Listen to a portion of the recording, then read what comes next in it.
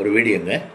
இப்போது ஒரு வயசான வயசான ஒரு அம்மா, ஒரு வயசான ஒரு இளம் வாலிபன் இருக்கான்னு வைங்களேன்.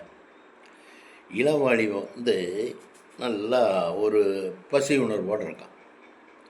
பசி உணர்வோடு இருக்கும்போது அந்த இளம் வாலிபனுக்கு ஒரு கெட்டுப்போன சாப்பாடு கிடைக்குது.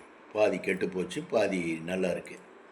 இருக்கும்போது அந்த இளம் வாலிபன் என்ன பண்ணுவான்னா, என்னங்க, அந்த சாப்பாட்டை அவனுக்கு இருக்கிற ஆணப்பசிக்கு இந்த கெட்டு போனதெல்லாம் அவன் கண்ணுக்கு தெரியாதுங்க, எடுத்து கபக் கபக் கபக் கபக்குன்னு அடிப்பான். அடித்து கையை கழுவி முடிச்சிருவான். என்னங்க, அந்த மாதிரி பசிங்கிறது வந்துங்க, ரெண்டு பசி இருக்குங்க. ஒன்று வயிற்று பசி, இன்னொன்று வந்து காம பசி. வயிறு நிறைஞ்சிட்டால் காமம் வந்துடுங்க. வயிறு நிறைஞ்சிட்டால் காமத்தை அடக்கி ஆள்றவன் தான் நல்ல மனிதன், நல்ல பையன், நல்ல பொம்பளை. காமத்தை அடக்கி வாழணும்.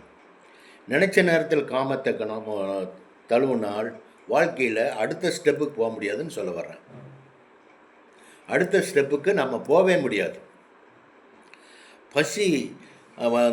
பசி வந்து நமக்கு பசி அடங்கிட்டால் உடம்புக்கு வந்து தெம்பு வருங்க. தெம்பு வரும்போது உழைக்க தோணணுங்க.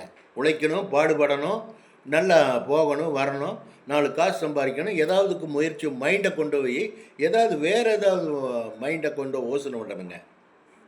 அந்த காமம்ங்கிற இதில் வந்து நம்ம மைண்டை டைவர்ட் பண்ணிட்டா அடுத்த ஸ்டெப்புக்கு போக முடியாதுன்னு சொல்ல வர்றேன்.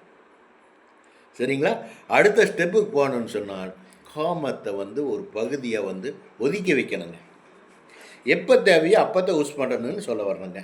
எப்போ தேவையோ அப்போ தான் யூஸ் பண்ணணும். அதுக்கு சரியான இலக்கு இருந்தால் யூஸ் பண்ணணுங்க. நினச்ச பக்கமெல்லாம் யூஸ் பண்ணக்கூடாதுங்க.